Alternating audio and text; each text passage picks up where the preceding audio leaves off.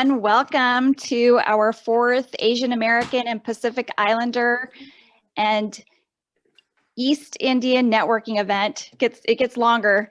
It gets longer every time.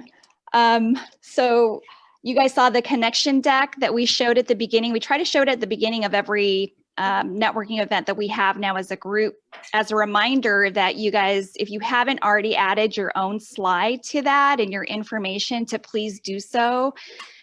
Because we do make the link to the slide available to everyone.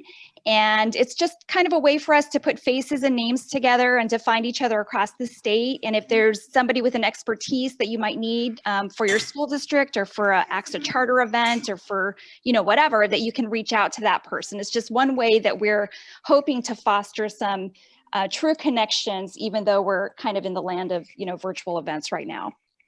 So great to see everybody. I'm going to toss it to my colleague and buddy Adne Mack, who's our Senior Director of Equity. He might want to say hello for those of you that haven't already met him. Adne, are you still around somewhere? I'm still here. Why don't you say hi? I'm still here and kicking it.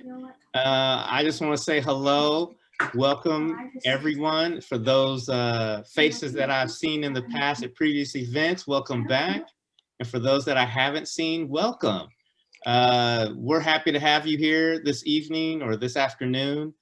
I think that it is so important and valuable that we connect even in these trying times in this virtual environment, just to see the faces, to say hello to some old friends and meet some new friends. And so I hope that this evening we can learn and also have fun, because I found that having fun is one of my values, and I don't do things if I can't have fun doing it. And so I hope that you enjoy yourselves tonight, and I hope that we also learn from each other. All right. Amen. Well said, Adne. I forgot to introduce myself for those that don't know who I am. My name is Margarita Quizon Armelino. I'm the Senior Director of Member Services for ACSA, and welcome to our networking event. We have some fun things scheduled for you tonight, including an amazing featured speaker who you all know as the Superintendent of Castro Valley, Parvin Ahmadi. But before we get to Parvin, I just wanted to mention that we also have a featured partner, AALRR. The law firm is here, and Elizabeth, who's representing the law firm, will be saying a few words a little bit down the program, and she's also going to do a raffle, so that's going to be fun. We always win prizes here at our membership networking event. That's one of the benefits of attending. All right, but to get things started, I'm going to kick it. We have a little icebreaker for you, and we've got Mia, one of our lovely ACSA members, who's going to lead us through that icebreaker. Mia, take it away. Good afternoon, everyone. My name is Mia Cruz. I'm principal of Valley Vista Elementary School here in San Jose. This icebreaker, you're going to be needing your phone. So if you have your phone, we're going to do something called photo flick. So before I do it, I'm going to let you know that I'll ask 3 questions and make sure that the photo is safe for work. Okay, so just making sure that whatever photo you're going to be sharing, make sure it's safe for work. All right, so here's the first thing. So I have my phone and I have all the photos here. And the first question is, what's the last safe for work photo that you took today? And whatever it was, you're going to show it. So for myself, I took a picture of my library tech today because we are needing to have a slideshow that we're going to be honoring our classified staff. So I took a picture of her today, and this is what I have on my last photo on my phone. So if you have your phone, if you can do that as well, make sure it's safe for work. All right. So once you have that photo, go ahead and show it. And so we know, and if someone wants to share what their last photo was, you can just raise your hand. Do we have anyone who's willing to share? Ooh, lots, actually. How about Emil? I think you're kind of new to the group. Why don't you tell us what's on your phone? And then Mia, feel free to just call people out. So this is the most recent photo that I had. Oh, sorry, not that one.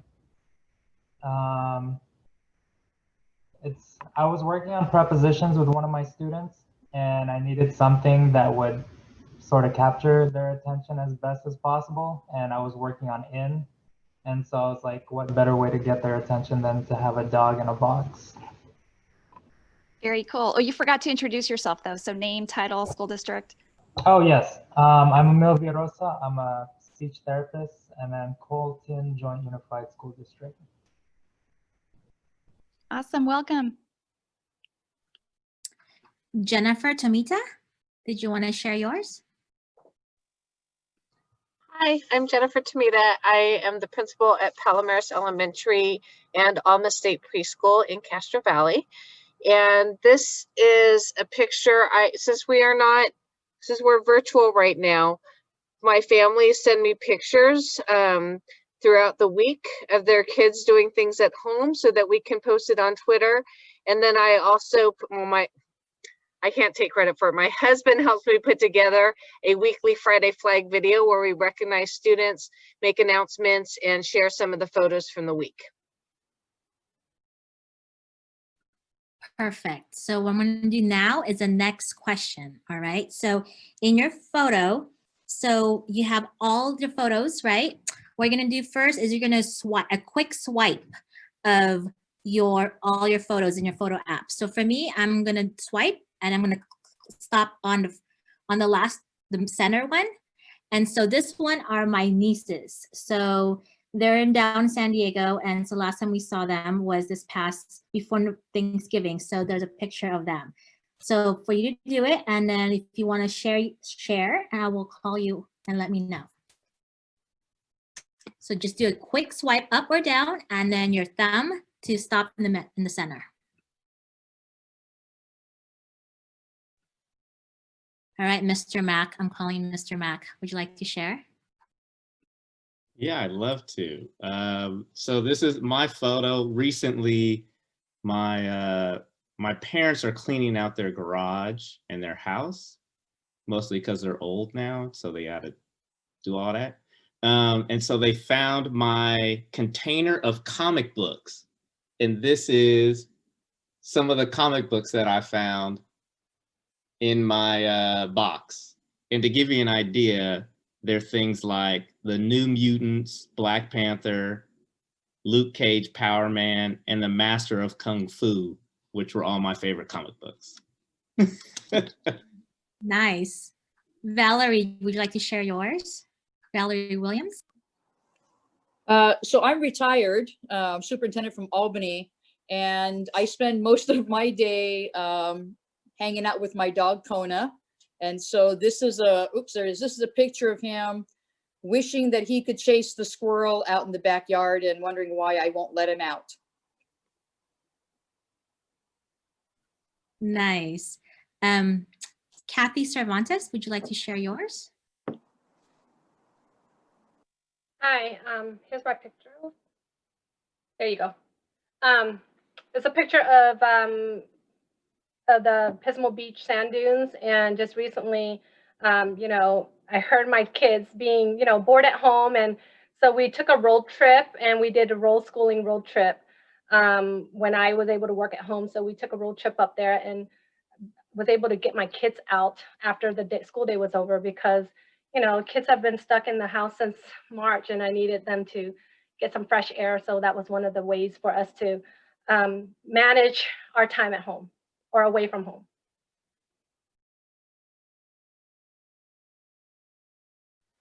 One more for this one. Anyone else want to share? Isaac, did you want to share? Isaac Wong? I'm sorry, I stepped out of my school site and I was outside dealing with something. I just stepped in, so I have no idea what the prompt is. I apologize. It's okay. It's okay. Does anyone else want to share their picture? I can share mine if you'd like. All right, go ahead for it, Alex. Hi, everyone. Alex Sinar, assistant principal in a middle school in Covina, California. Good to see everyone. This is a picture of students. It says Mount Sac Community College. I have a 9th grader. That's my daughter. And I'm starting to think about options for school, including community college. And I know that this community college has a workshop to prep students from the summer of their senior year to going into college. And so I was just looking over it to go over it with my own daughter. Perfect. So the last question for the photo flick is fast forward to 25 years from now and choose a photo in your favorites that you would describe to the future generation. So 25 years from now. So for myself, I chose a picture of myself with my mom with masks on. So during this pandemic, right, 25 years from now, hopefully we'll be out of it, right? And so this is something that I would share with my probably grandchildren, and hopefully that we will learn something from this as we learned something from 1918 flu pandemic, right? They were also wearing masks. So this is something that I would show and share with my grandchildren. So does anybody want to share theirs 25 years from now?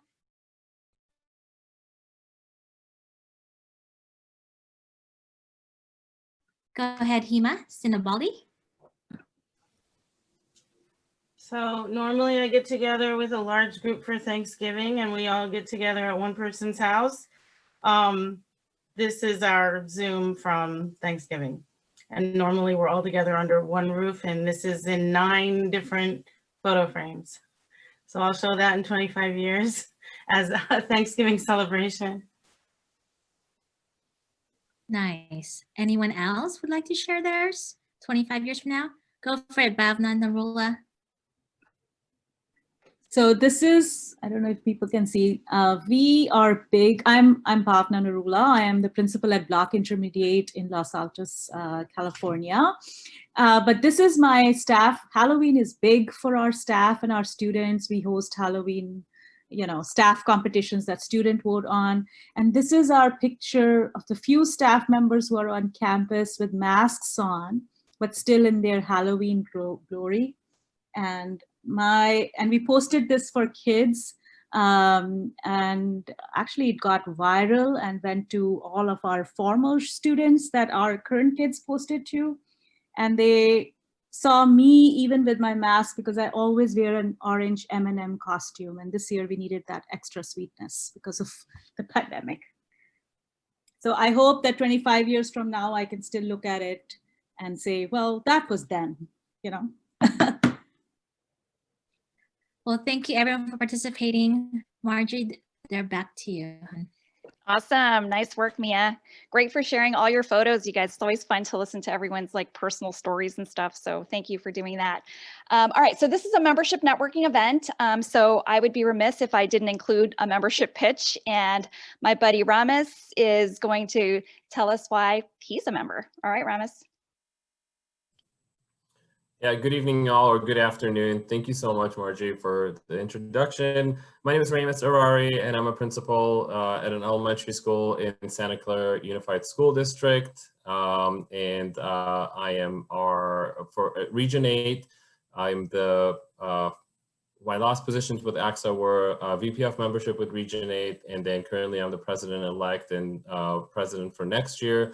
I've been with ACSA since my first day as an administrator, which was a math coordinator. And I have enjoyed every single opportunity in terms of professional development and networking. And what ACSA has given me is the opportunity to not only be connected with a wide network of professionals and administrators, but really good mentors. As I'm looking around in this room right now, I see a wealth of experiences and a wealth of knowledge that I've been the beneficiary of being able to not only move my career forward, but also have people that I can rely on and call and ask for advice when I need them. So my dues that I pay, most people say ACSA comes with this great insurance when you need it, right? But really what I continue to pay for is the level of networking and also the mentorship that's kind of embedded in it, and you have to look for it. And I've been just grateful for that opportunity. And that's where I am more than happy to write that check and give it to ACSA because I've had these wonderful experiences in terms of professional development and also professional growth. And as Adne said, and ACSA is fun, whether we put social events together, whether it's in person or when we do Zoom happy hours and things like that. It's really about keeping members engaged and keeping that at a level of fun, because our jobs are as isolated. So it's really nice to be able to be in the same room with people who are job alike and share the same sort of mindset and struggles and successes. So it's about mentorship, networking, and just having fun together. Thank you. Thank you, Ramis. I could not have said it better myself. So I appreciate you telling us what your why is. All right, and I know you guys have been waiting very patiently to listen to our featured speaker. So I'm gonna make the introduction now. All right, so Parvin Ahmadi is the superintendent of the Castro Valley Unified School District. She started as a teacher in East San Jose, and after 11 years moved to Fremont, where she taught, was a principal, director, and the assistant superintendent of curriculum and instruction. She's been a superintendent for 11 years, 5 years in Pleasanton, and the last 6 years in Castro Valley. In addition to her role as a superintendent, Parvin Ahmadi has served as board member on state ACSA for the last 3 years. She was appointed by Speaker Rendon to the Speaker's State Assembly Blue Ribbon Commission on Early Childhood, representing California superintendents to help develop the current blueprint for serving children ages 0 to 5. Parvin Ahmadi is a fierce advocate for equity and public education and active in several nonprofit organizations. Parvin was selected as the Woman of the Year in 2018 by Senator Wieckowski for her work in public education and her advocacy for children and families in the Bay Area. And now, without further ado, Parvin Ahmadi. Yay! Thank you. Thank you. Thank you. Thank you. So will Josh, will you be sharing the presentation? That's great. I'm glad to be here. It's so nice to see you. I have to say, Mia is the principal where I started teaching in East San Jose. So when things are better, I'm gonna go visit Mia. It was like 32 years ago. Yeah. So I'm gonna try to do my best to go through my slides in the amount of time I have. But I wanted to really, my goal is to share not just my story, but you know, how does our story and really our shared humanity kind of weaves into who we are. Next. I really love what Chimamanda, I'm sure you all have seen and read about her and have seen her TED Talk, and her whole idea of really our history, the idea that it clings to us and we're shaped by where we come from. And I see that in myself, I see that in my colleagues, and this whole idea that this single story creates stereotypes. And I can't tell you how often I have encountered that kind of single story about people like me and others. And the danger in that, as she says, is that it makes the story become the only story instead of your whole being. Next. So being Iranian, we're so into poetry, symbolism.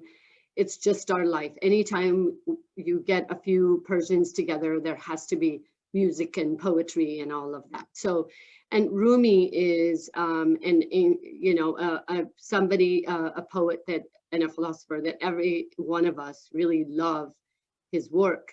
And this slide I put in here because I think about really where I am right now and the kind of work I do and how that is connected to some of the things I have faced as a person. And I love what he says, that the wound is the place where the light enters you. This is where you get to feel what it's like to be, you know, not to be accepted, not to be, you know, given the worth that you feel like you need to be getting.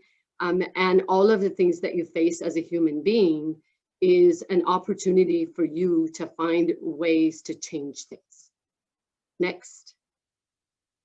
So, you know, I always think about the fact that there's power in our lived experiences, because it can really make a difference in other people's lives. I see myself as somebody, it's whatever I do is not about me, it's about how I can make a difference in other people's lives.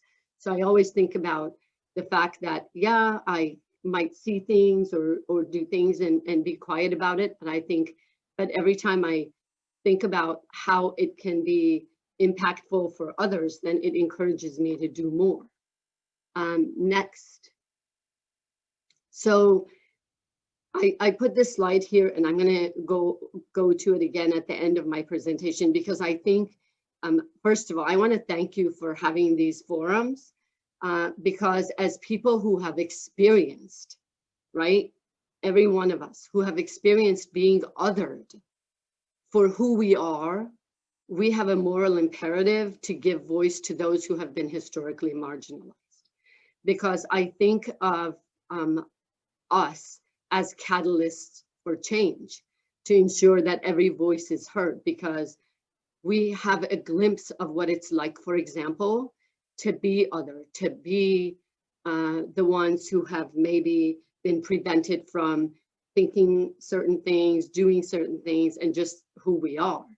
And I always say that, and at the same time, I want people to know that I could never sit here and say to someone who's African American, I know exactly how you feel. I can't, because in the end, my face, I can basically, my white privilege, right, regardless of where I'm from, and all of the things that have really resulted in me being othered, it's nothing compared to what African American kids or families or people go through, or Native Indigenous folks or Latinos. But I, at least having had our experiences, gives us the opportunity to understand, to have the compassion and the empathy that we need to work to support others who are historically marginalized, in addition to, you know, just recently, if nothing else, it has been highlighted over and over again. Next. So this actually, our amazing, one of our amazing directors, Nia Rishichi, I think, had this in one of her slides, and I have used it ever since. We can, whenever and wherever we choose, successfully teach all children whose education is of interest to us.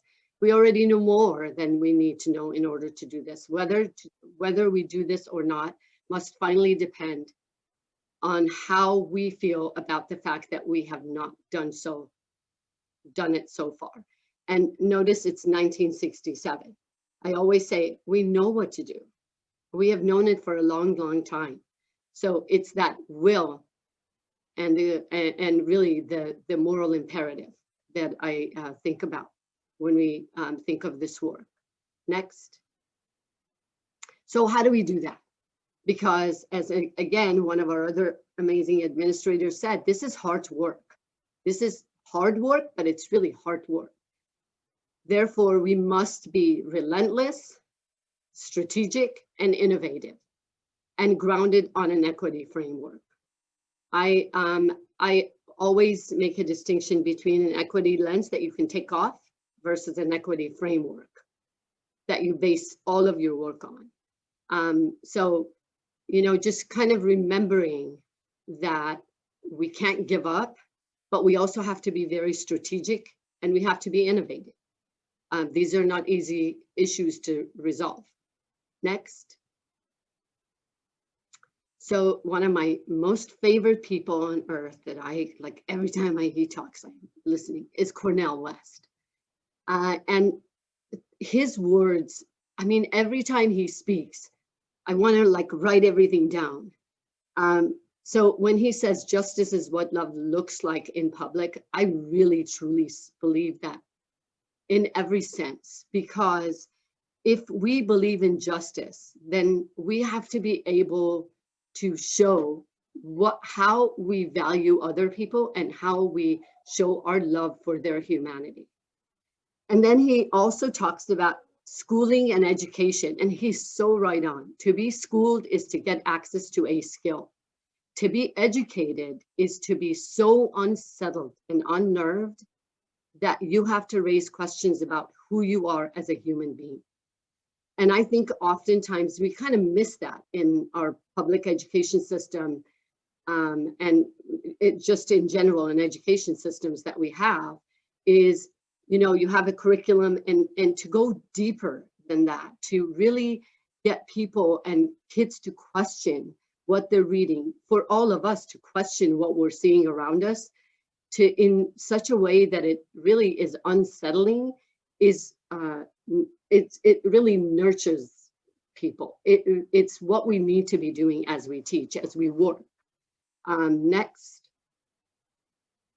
And then I'm really a huge fan of systems thinking. Like most of you have probably had a lot of training in systems thinking. And we all know that the system structure is really, it's what it generates, its behavior. So for me, I think about the fact that grounding our work on an equity framework leads us to clarity around the mental models and ideologies and structures in our systems. And then once you know that, then like John Powell says, once you know it, you've got to do something about it, right? Demands unwavering commitment and a moral imperative to change. Next. So this is our strategic plan for our school districts. Hopefully, if you get a chance to see it's too small for me to for you to see right now, but it's really one page, and it's because we don't have to say a whole lot in order to do the kind of work we are doing. But it's all about the fact that each and every child matters, and we value diversity and inclusion. So it's also on our website in case anybody is interested. We did this, we actually created this the first year I was here after an entire year of listening campaigns, where we went to 26 different groups. We wanted to make sure we hear from everybody. And it's worked out really well for us. So all of our work, our budget, our professional development, our decisions that we make, our board really looks at this strategic plan, and it's completely aligned with our LCAP and everything else that we have. Next. So I think it is our responsibility to lift every voice. So these are some of the things that we have done. Again, this is really not about me. It's our story as a district. It's my colleagues, some of whom I see that have joined us today. But really, some of the things that we have been able to do to lift every voice just kind of came about, especially this year. Some of these things that we did hearing sessions recently with our African American and Latino families, and we actually have a group of our administrators that we're going to talk to who are Asian American and Pacific Island. But when we were doing the hearing sessions with African American and Latino parents, it was absolutely amazing. And we called them hearing sessions because there's a difference between listening and hearing, right? To me, we wanted them to know we are only there to hear them out. That's all we wanted to do. And based on what they said, we've actually put things in place. What I loved is in our district, we have about 27% of our students are Latino, and about only 6% are African American. We have more students in high school who are African American. We also have a lot of inter-district transfers. And what I loved is not only did we get to hear what they needed, but man, we got so much smarter just listening to them, because so many of them had so many ideas that we never thought about and had resources we never thought about, right? So, and one of the things that I heard at one of the conversations was, I heard one of the African American parents said, my gosh, there are so many of us. It's because they've never, having only been 6% of the population, at every school you may have just a few, right? But when you put everybody together, it just gave them that sense of like, wow, there's so many of us and we got to know each other. But also advisory groups have been really important for us. We've always had Padres Unidos in secondary schools and African-American parent advisory committees. But this year, because of those hearing sessions, the families said, what about elementary? So now they're getting together. Again, who's facilitating these are awesome administrators at the site. So our African-American Parent Advisory Committee is actually facilitated by one of our African-American principals, our Latina Padres Unidos, with one of our Latino principals. So it's administrators. So it's just awesome to see that work. And then I have a district student leadership alliance that I really spend a lot of time, as much as I can, at least every 4 or 5 weeks with them. And every policy that we have changed that really impacts them, like grading, dress code, it actually goes through them. In fact, I'm going to meet with them to see what's happening and how we can change our grading policy. Right now, during COVID, that is a huge concern of ours, huge. Like I saw in one of the presentations that's, at the high school that the teacher and the principal had put together, said, if we are grading students right now, we're grading privilege. So how do we change that?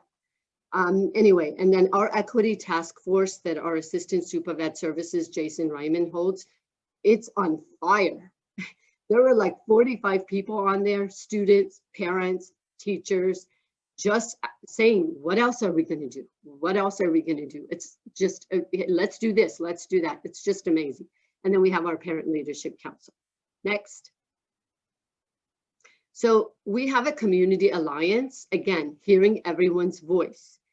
The Community Alliance started about 3 years ago because we had racist graffiti at our high school, and we all had it. So I put out a call to the whole community, and I said, this is a community problem and not just a school problem, because children come to our school. So actually everyone, we had like 30 people, groups come to the table. Castro Valley Matters, Castro Valley Pride, the supervisor's office, the district attorney's office. We all came together, parents, community members. And since then, we've been doing a lot of work in our community. We have done unity walks. We have poetry slams that the kids have actually done. We have the poster that you see here in Castro Valley. We believe in Black Lives Matter, love is love. I mean, that poster is everywhere in the community. And that's a part of our work. We are like, give it out to everyone. You know, there was for one of these weekends, a parent just bought a whole bunch of Black Lives Matter signs, and we were there. People came and picked them up. So this is just, the Community Alliance has done this. And we actually had a film series that we started the first year, all focused on equity and social justice. And we would have like 90 people come to some of them at the library, again, community members. We're also doing book studies right now. We just finished How to Be Anti-Racist, and we are reading Cast. And the wonderful thing is, I'm not facilitating that. It's a parent and who used to be a teacher in our district who is retired. She's facilitating the conversation around the book study. And then the Mosaic Project, I'll tell you a little bit about in a bit. But if you click afterwards, if you click on this link for our students' activism, you will see it's been amazing. Our students do protests all the time for Black Lives Matter, for all sorts of things, and they pack the streets. And the wonderful thing is all the adults in the Community Alliance, our teachers, our staff, our families come out to support them. So if you click on that link, you will see later on, or you can see it now. Oh, that's not it. But it's a commercial, but it's on YouTube, and then there are a whole bunch of them. These kids are doing amazing work, and we need to support them. Again, it's just all of us together. Next. So it takes a village. That's my whole point, is that if we do any training, and if we're just training our teachers, if we're only training our principals, if we don't train and have professional development with all of us involved, including the parents and the community, we're going to have people who come at us instead of with us, right? We need to walk together. We need to do this work together. It's all of our work. And that's why I've been so impressed with my team doing all this great professional development. We just started this year also with Mosaic Project. The Mosaic Project is actually a social justice and peace camp for elementary students. And I'm lucky because they're coming to Castro Valley to build their camp. And guess what? Because of the kind of place it is, already a couple of white supremacists have been trying to push back against it. But guess what? We're going to pack that room when they go for the planning commission, because they need to be here. And they do a lot of great work. They're doing training, ongoing training. We're taking advantage of the COVID times. And on Fridays, since our elementary teachers have asynchronous, our Ed Services actually has planned, Nia has planned all of these workshops for all of our teachers. So they're going through that. We also have had Black Minds Matter, the course with Dr. Wood. Our Ed Services Assistant Superintendent is facilitating those. Again, if you do Black Minds Matter, I would highly encourage you that it should be an African-American person who facilitates them. Then I attended it. There were over 100 people who attended this last session, and then there's the last session, and now there's a session already again going on. It includes teachers and community members and parents, and our board members are also taking the course. So one of them is in it right now. Again, it takes the village, all of us, but we've got to train other people. When we opened the the Mosaic Project to parents, in fact, I think Jennifer, who's on here at her school and a couple of other schools, the parents are going through the Mosaic Project training. Because then when we do the social emotional learning anti-racist work every week, then they know why we're doing it and they will support it. Next. So I'm not going to spend a whole lot of time, but see this graphic on the right, I just want to say a couple of words and hopefully you'll have a chance to do it. Really for this, I should have my team actually do a whole session on the work around SEL and anti-racism that they have done. But just pay attention to the middle.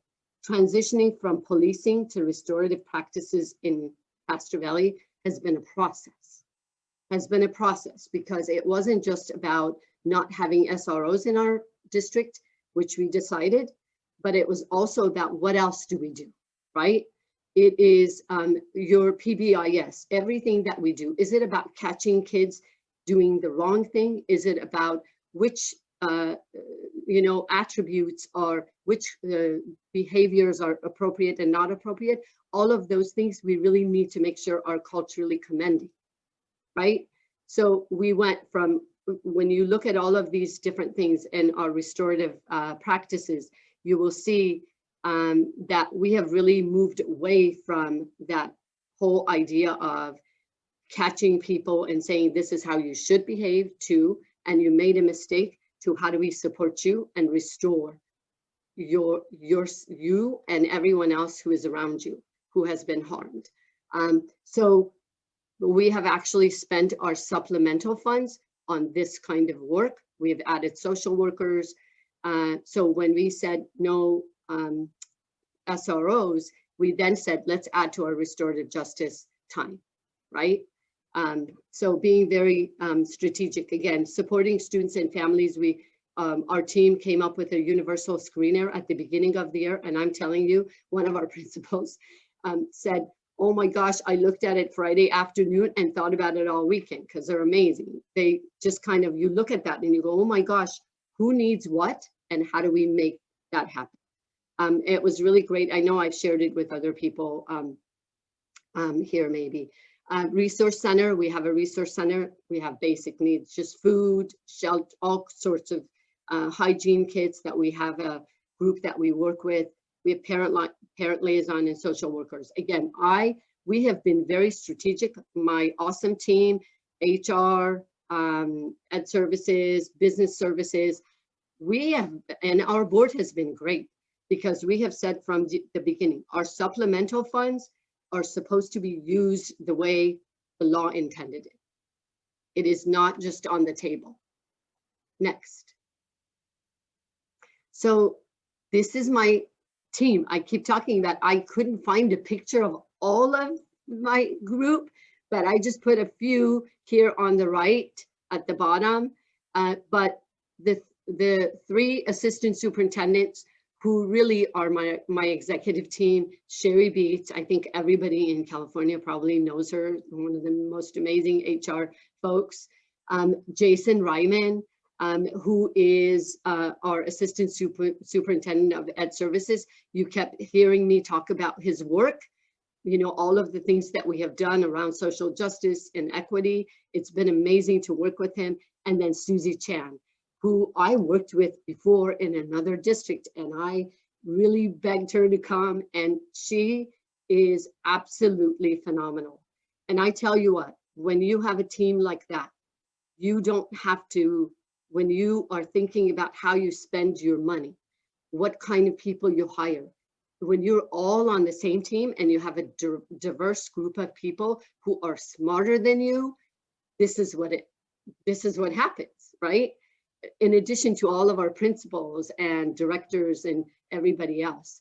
And our board at the top, I can tell you, I just feel really lucky to have a governing board that is courageous, will pass resolutions that nobody else might, that will step out and in front of things and say, no, we do believe in this. This is important. This is why we are doing this.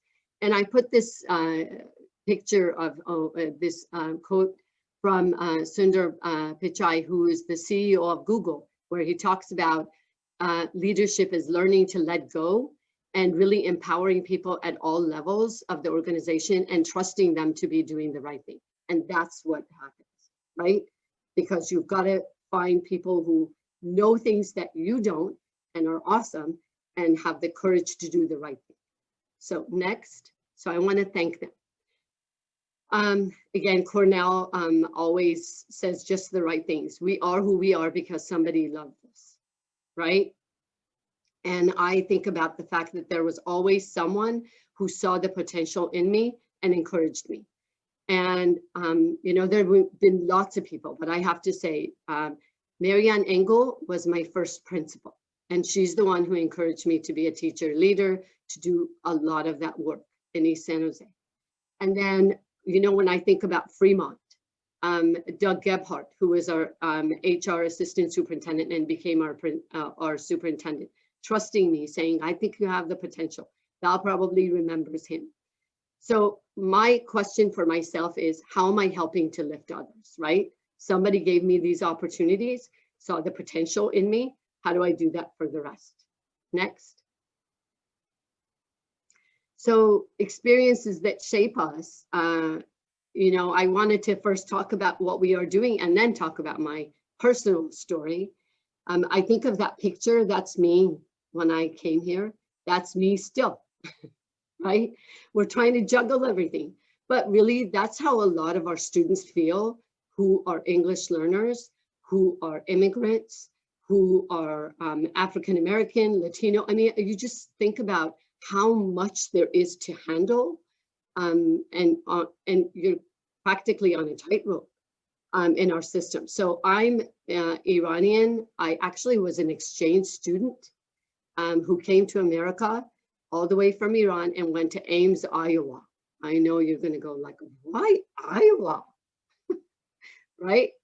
But Ames, Iowa, and this, when I first started, I was one of only 2 students in that school, and I don't ever remember, there may have been maybe in the 1,500 students, might have been maybe 2 African-American. I don't remember any Latino kids, so it was mostly white students from Iowa, and it was me and another exchange student. Within a few months, about 6-7 months, this was before the revolution in Iran and all of that, some families who had the means kind of send the kids out. So then there was about 7 or 8 of us. And that's when the school decided we needed an ESL program. That was the first time they started it. My teacher, my ESL teacher, was Cuban. And I remember her very heavy accent. And I tell you, before that, it was really hard for me in school. And when it was time for me to go to my ESL class, I just went there and I just did it. It was just like a weight lifted off my shoulder, because in that room, it was me and everybody like me. And I didn't have to be afraid to speak. And I wasn't worried about what somebody else was going to say. And she told us, don't ever be worried or embarrassed about your accent. It is your passport. I never forget that. So, but the bias and the racism or just the hate that I remember when I first got there as a high school student who didn't speak English. I knew how to read and write, and we had English in Iran, but it's not the same. It was British English, and you know, just kind of getting used to wanna, coulda, shoulda, woulda. I didn't understand it. But the kids had no idea. Right now, when we work with our children about, you know, talk about social justice, anti-bias, it's so important because I'm so committed to it, because it didn't seem like any of the kids around me had that when I was in high school. And mind you, you're from a different place. You don't speak English. And I just remember it wasn't my calculus in physics class. I was fine because I understood, but it was really painful every single day to go to my English, to my history class. And I have to tell you, my physical education class, I could write a book about how every one of those things went wrong, how I was treated, how I was not supported, how difficult it was for me to, for example, just a simple example, I wasn't used to going into a locker room to change, and no one ever thought about that. No one ever said. I wasn't comfortable to be doing gymnastics in PE, where the kids are laughing at you and no one would stop them. There were a lot of stories. I'm not going to take your time, but honestly, when I think about how some of the things you see in movies and videos, I experienced it. And I put this thing on the right, the picture, the graphic on the right, because there were things that I could just jump over and go over that. But there were things that kind of like that red line that everywhere I went, I would be stuck. You know, from being on the bus, having to eat lunch. I remember this, and I'll say this one thing and then I'll move to the next slide. I remember going to lunch all the time, and I really wanted to have friends. And I would get my lunch and I would go sit at a table, and 2 minutes later, the girls would get up and go somewhere else. And it would happen over and over and over again. As I talk about this stuff, I'm getting emotional. It's 40 years ago, and it doesn't change. The wound that you have because of these things will never go away. You just have to learn to say to yourself, what do I do to make sure it doesn't happen to other people? So this is where my empathy, my compassion for our students who are at a disadvantage comes from. Next. So, and I put resilience required because it didn't change when we went to college, right? There would be hostages taken in Iran and people would stop us at the student union. Why are you doing that? I'm here. We would be asked to show up at immigration. If you don't, you will be deported. And we were students here on a student visa. It's just ongoing. And I have to tell you, when I did get my job as a superintendent, I remember even before I started, I saw comments about the fact that I'm Muslim, that even later on, there were comments about being a terrorist. You know, these things happen to people like you and me. It just, you know, I just think about the fact that you have to continue to push back and remember that you're not the only one. And right now, you know, in this political atmosphere, just, you know, always worried about another war, because most of my family is still in Iran. I have a large family, so I'll tell you a little bit in a minute. But this whole idea of Muslim ban basically has really impacted our families. Not just that, just the whole ideology, just the whole idea of, if you're Muslim, this is you're othered, you are, you know, you don't have the same rights. And of course, again, I'm not a, you know, if someone looks at me, they wouldn't necessarily know I'm Muslim. So, but I can tell you that if I go to have lunch with a family member who wears a hijab, we don't feel comfortable all the time to go to certain places. So we stay away from them. Next. So I put a couple of pictures because for me, I always feel like we're always straddling two homes, because I have a home here and I have a home in Iran. Because my family, I have 42 nieces and nephews.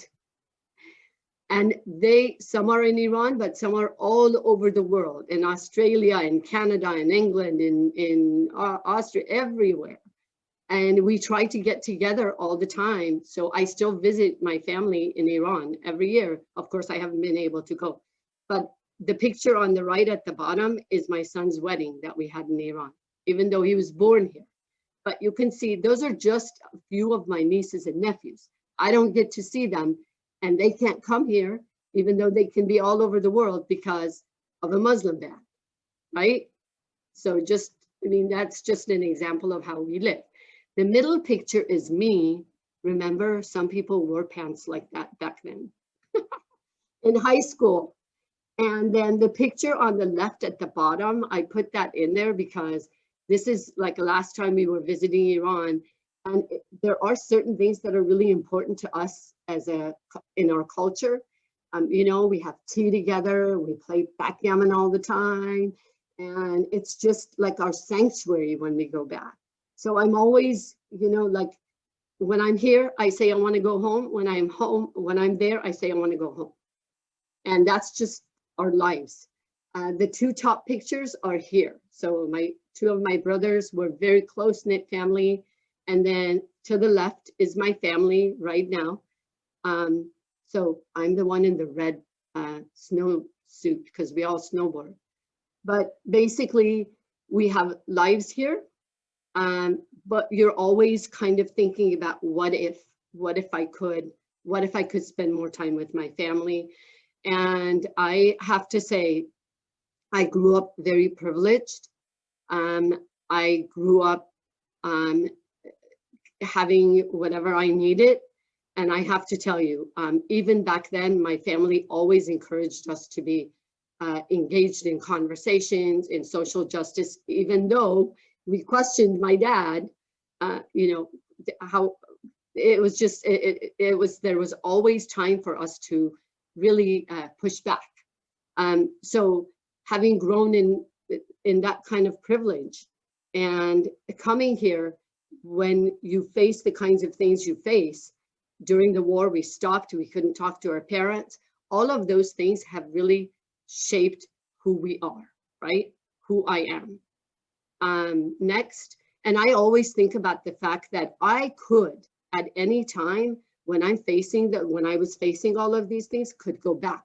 So I always think about the fact that our folks who are historically marginalized, especially our African American and Latino kids and Indigenous folks, they don't have that choice. This is it. So again, I appreciate the fact that I've experienced some of it, but I can't say that it's exactly the same, and I would never know what it feels like, but I sure can have empathy and compassion. So I put that in here again, as people who have experienced being othered, we have a moral imperative to actually be the catalysts for change. Last slide. Next. So Maya Angelou says exactly what I would want to say, so we don't have time right now, but I would love for you to click on that link on her picture where she talks about this. Try to live your life in a way that you will not regret years of useless virtue and inertia and timidity. So pick up the battle and make it a better world, she says. But I just love the way she says, just do right. Just do right. So that's it. Thank you. Wow, so powerful, so powerful. I want everyone to do me a favor, first of all, unmute yourselves and let's make some noise for Superintendent Ahmadi. Unmute and let's make some noise. All right. Hey, that was beautiful. Thank you. Beautiful. Thank you so much. Yeah, Margie, I just noticed somebody, again, who's smarter than me, who I was so privileged to work with, and that's Odie Douglas. Wave your hand, Odie. Where's Odie? Oh, Odie. There's welcome. Odie. You guys, he's a treasure. Awesome. Well, we're glad you're here, Odie. Thank you for being an ally. Yeah, and thank you to my team. I see some of you here. Thank you. Awesome. Awesome. Well, we want to thank you, Parvin, for not only sharing with us the amazing leadership that you've shown at Castro Valley, but also for being vulnerable with us today and sharing some of your personal stories. I know if you look in the chat room, you'll see a lot of kudos for you for sharing some personal things there. So make sure you read that because there's definitely some love being thrown your way over there. Thank you. All right, thank you. And Superintendent Ahmadi is going to be joining us later for our small group networking. So I want everyone to stick around. Right now, we're going to take a really quick partner break. And then we'll take some questions if you have any questions for Superintendent Ahmadi before we go into breakouts. But right now I'm going to call on our wonderful and very valued partners from AALRR, Elizabeth Rowe-Ing. Elizabeth, are you here? Thought I saw you earlier. There you are. All right. I'm waving. Hi, everybody. Hi, Elizabeth. All right, Elizabeth, a couple of familiar faces. Hi, everybody, and good afternoon. I was just utterly captivated by Parvin's presentation, very powerful. Thank you very much for being a part of today. I just wanted to introduce myself. I'm a partner in the Student Services and Disability Law Practice Group with Atkinson, Annelson, Loyal, Root, and Romo, better known as AALRR. Some of you may have seen me in some webinars through ACSA or CSBA or through our law firm. I practice primarily in the special education and Section 504 and student services realm, and I'm in the Pleasanton office here in the Bay Area. I just have to give a quick personal note because I appreciate what Parvin said about personal stories. I had the amazing pleasure and honor 7 years ago of taking a sabbatical from my law firm, and I took my twins, my husband, we all moved to the Middle East. And I taught at a university and taught female students, which was an extraordinary experience for me and my family. So I certainly do resonate with many aspects of just trying to broaden our horizons. I want to say that promoting diversity and inclusion has always been a core value of our law firm.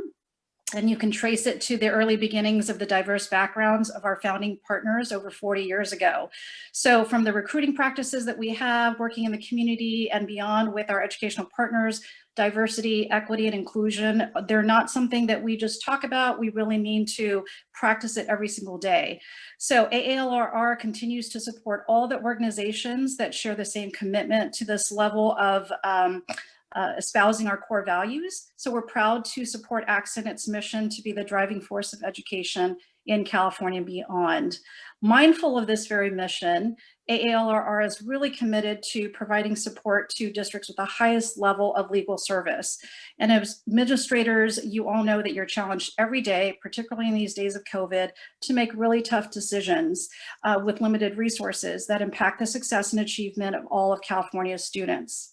So it's our hope that together we can partner with you and we can enhance our understanding of issues affecting students all across California, particularly those who are in diverse and underserved communities. We all want to be supporting our disenfranchised students and those who need our assistance because they're the most vulnerable. So thank you very much for this afternoon. On behalf of AALRR, I just want to say thank you for having us here, and your dedication and professional investment in our students and in our California schools is greatly noted and appreciated. And we have a raffle, so I'll let Margie talk a little bit about that.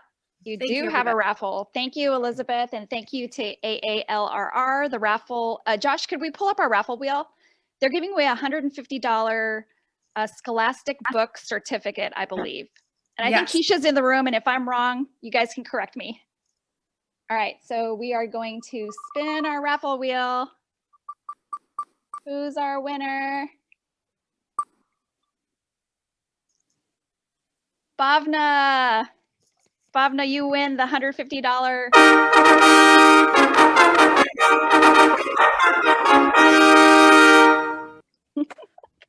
I love my raffle wheel.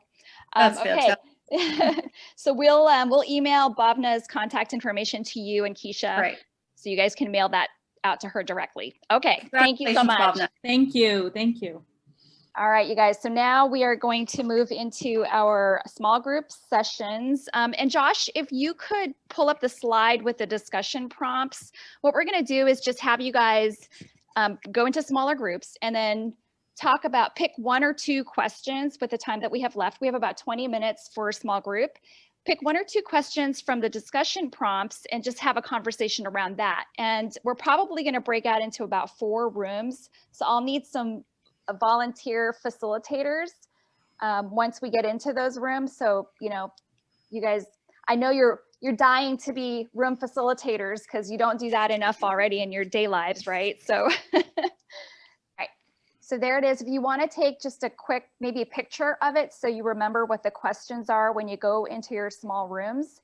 And then again, just pick 1 or 2 questions and then we'll just have that discussion. Somebody take notes because after the 20 minutes, we're going to come back into the large group and you guys are going to share out some of the things that, you know, stood out, some of the relevant pieces that maybe you want to share out with the rest of the group. Okay, does that make sense? All right, great. Okay, Josh, go ahead and break us all up. Looks like everyone's coming back in. You guys can turn your mics off because I like the chatter and the noise. I'm weird like that. I come from a large family, so like the silence just really is uncomfortable for me. Well, I have to say thanks, Charlie. I didn't get to say that before we left our room. What, Adne? I didn't get to say thank you to my 2 roommates. Oh, Breakout roommates. So thank you. You guys were in mid conversation. That's good. That's good. You'll have some great stuff to report out. Yeah. Okay, it looks like we're all back. So why don't we, do you guys have like designated people that are going to share out? And if you want to just go ahead and jump in, who wants to volunteer first? Anyone? Go. I can go. Okay, who's talking? Tracy. Oh, Tracy. Okay. Hi, everyone. Thank you, Parvin. I so appreciate you. Thank you so much. You continue to inspire me, so I'm just going to get that in real quick. So it was Margie, Catherine, and Josh and I, and we talked about quite a number of things. And I think it was really about being intentional about our actions, I think was the overall theme. Wanting to learn more about perhaps Asian cultures that we don't necessarily know about, diversifying our circles, because it could be easy to, you know, to not and be within maybe things that are most comfortable. Really being cognizant again about what stereotypes are out there and how we as educators perpetuate those or disrupt them. You know, when Josh brought up the idea of role models, because we were talking about how, especially as mixed second generation, you know, Americans, right? Our parents came here and, you know, they all wanted us to be doctors and lawyers and engineers and whatever, but actually being educators, it's a noble profession. And in many countries, educators are revered. So for our students, you know, just being here and being role models to them, but then also being intentional about how we recruit and retain, you know, more staff of color, and then in turn also provide the education around you know, each of our cultures. So I think all in all, it was just, again, just being very intentional ourselves as educators, being in these positions, about our actions, you know, moving forward. Did I get everything, Catherine? Yeah, I think you did. Thank you, Tracy. All right, we'll go to another room. Anyone else from another room? I'll share a little bit about our room. I just felt the conversation is just so powerful, and I earlier remarked a little bit about how the common thread for immigrant stories and narratives, right? And it never ceases to amaze me how much there is in common in terms of the stories of those struggles and successes and dreams and hopes of immigrants and disenfranchised people. When you start sharing your narrative, you realize that you're not alone. And you might be from a different corner of the world, but it's phenomenal. Then you're like, wow, that story resonates with me in so many levels, and that person doesn't look anything like me, right? Or whatever. But when you start talking about family and equity and standing up for what's right, is when you're like, oh my gosh, yeah, like there's so much hope and there's so much commonality. And again, it's preaching to the choir, but it's just a reaffirmation of how much power there is in the collective us, right? When you feel disenfranchised and you feel pushed to the corner and you feel disempowered, and when you hear these stories of how people have pulled themselves by their bootstraps and made themselves who they are, it's just inspiring. So I really appreciated our conversation, and hearing those stories and the perspectives are just refreshing. So I just wanted to also say thank you to my breakout roommates as well, and I appreciate that very much. Awesome. Thank you, Ramis. All right, we'll take one more. I'll let the last room off the hook, but one more, and then I'm going to do a raffle for a $100 Costco gift card, and then we're going to take a group picture before you guys all hang up, okay? So one more room. Margie, I'll talk. It's Elizabeth. Okay, Elizabeth. Okay, so I want to thank Victor and Gretchen and Kathy, who are in my group. And we talked a lot about, in terms of themes, that there is a certain amount of breaking our own stereotypes that we have to do, whether we were raised here or in another country, and we have, like somebody said, we have immigrant parents. We have a lot of things that we carry ourselves because of maybe some of the perceptions that our parents put on us. And so we have to do our own work to break those stereotypes as well, whether it's, you know, an Asian parent telling their child, you have to grow up, you have to be a doctor and lawyer and engineer and whatnot. So how do we challenge ourselves to do that, so that by the point of you being an educator and working with students or having children as a parent, we need to really make sure that we are respecting and loving the people as individuals. And I think that's super important.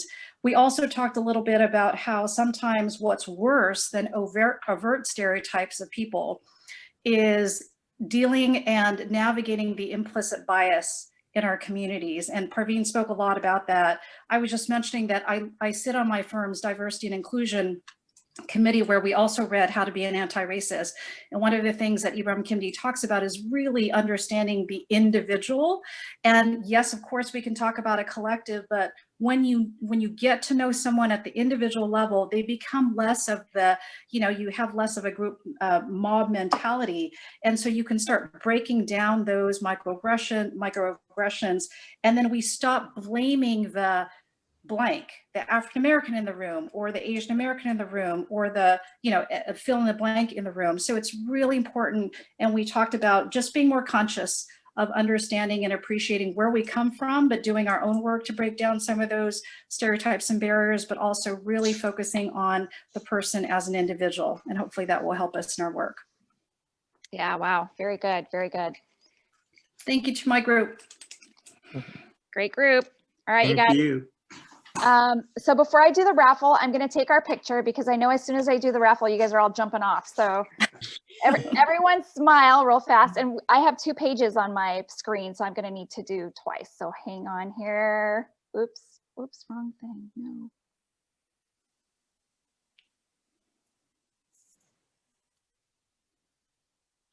Okay.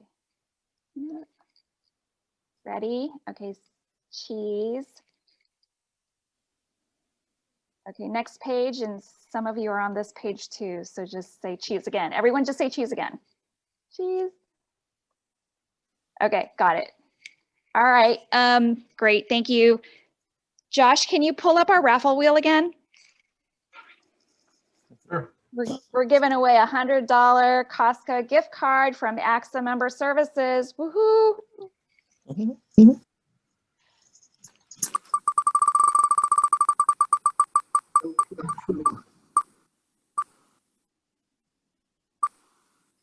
Susan!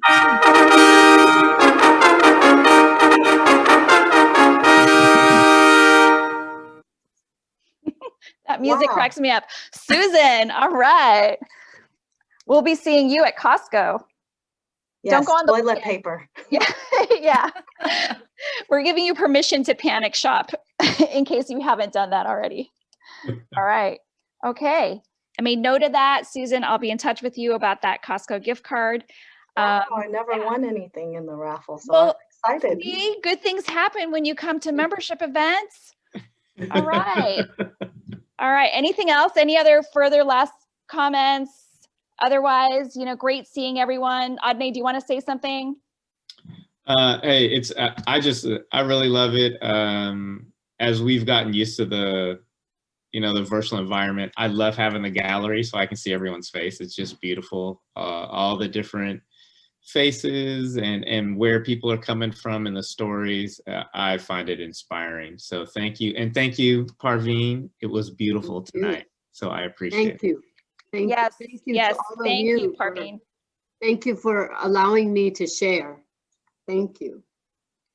Thank you, everyone. We're honored to have you all. So we'll see you guys. Remember the first, what do we say? First Monday of every month. I do have to look at January to make sure that's not falling on our vacation period. So just look for an email from me and look for your photos on social media and lots of other things there. So great seeing everyone. See you guys again next time. And thank you to the allies in the room. We really appreciate you being here too.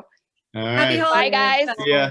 Happy holidays. Happy Bye, holidays. everybody. Thank Holidays. you. Bye, guys. Thank you so much.